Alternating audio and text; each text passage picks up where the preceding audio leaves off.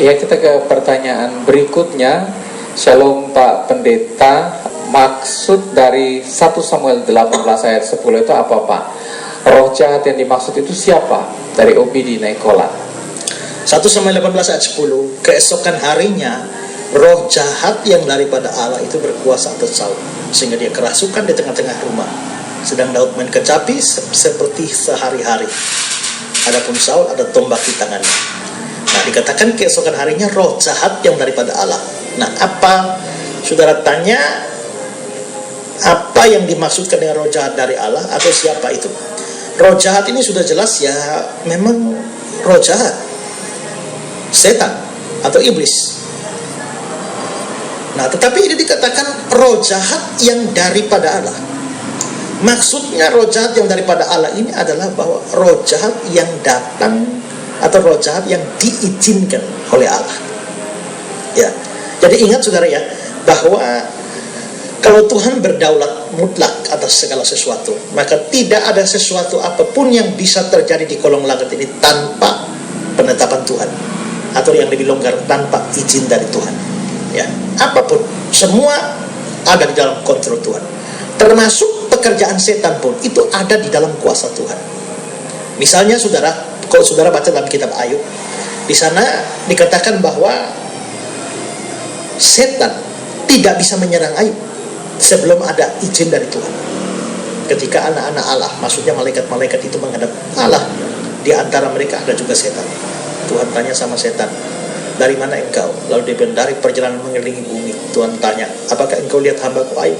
Dia bilang, oh ya memang saja, dia memang setia, takut kepadamu karena engkau memberkati dia karena ini dan semacam-macam. Coba engkau jangan mengawal dia, coba angkat tanganmu dan saya kasih sekian bala kepada dia, pasti dia akan menyangkal engkau. Kira-kira Tuhan bilang, silakan, tapi jangan coba-coba. Silakan ambil apapun yang dia punya, tapi jangan sentuh dirinya. Lalu akhirnya setan baru mulai menyerang. Setan menyerang di anak-anaknya, harta kekayaannya, lembu sapinya, semua habis.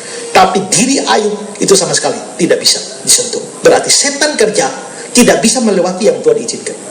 Dalam sesi yang kedua, setan masih bilang lagi, oh memang saja, coba kalau kena dirinya, pasti dia menyangkal. Lalu Tuhan izinkan, silakan menghantam Ayub dengan apapun, silakan ambil semua, kesehatan, kekuatannya semua diambil, tapi nyawanya tidak boleh. Maka setan lalu menimpakan berbagai macam sakit penyakit kepada tubuh Ayub, tapi nyawa Ayub tidak bisa diambil. Kalau begitu, setan hanya bisa bekerja itu di batas yang sudah Tuhan berikan. Dia tidak bisa melewati garis yang sudah Tuhan berikan. Nah, karena itu maka pada akhirnya pekerjaan setan pun juga itu atas izin dari Tuhan. Sehingga kalau di dalam ayat 1 Samuel 18 ayat 10 itu, Saul sampai kerasukan setan atau kerasukan roh jahat. Lalu dikatakan roh jahatnya daripada Allah, itu maksudnya adalah bahwa roh jahat itu diizinkan oleh Allah untuk bekerja.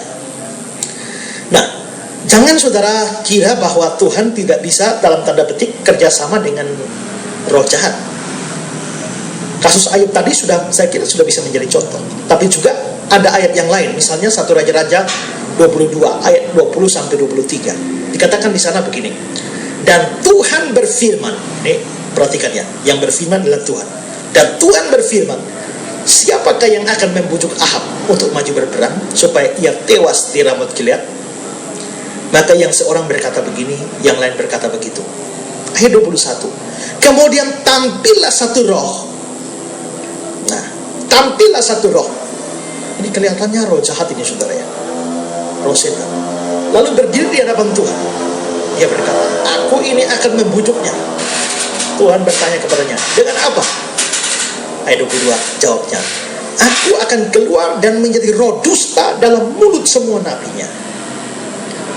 Ia berfirman, biarlah engkau membujuknya dan engkau akan berhasil pula. Ini kata Tuhan, keluarlah dan perbuatlah demikian.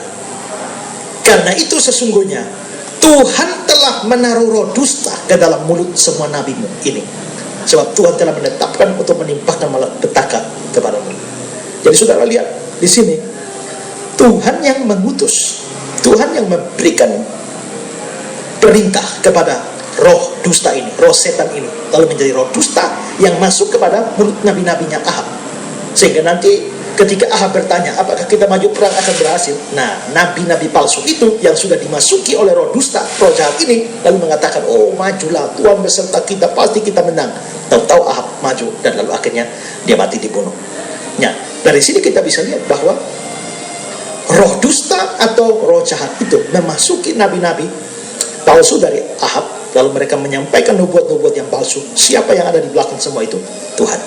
Ya, karena itu maka di sini boleh dikatakan juga roh itu bekerja atas izin atau atas perintah dari Tuhan juga. Karena itu dengan tepat boleh dikatakan roh jahat yang daripada Tuhan, daripada Allah, atau roh dusta daripada Tuhan atau daripada Allah. Nah, itu maksudnya.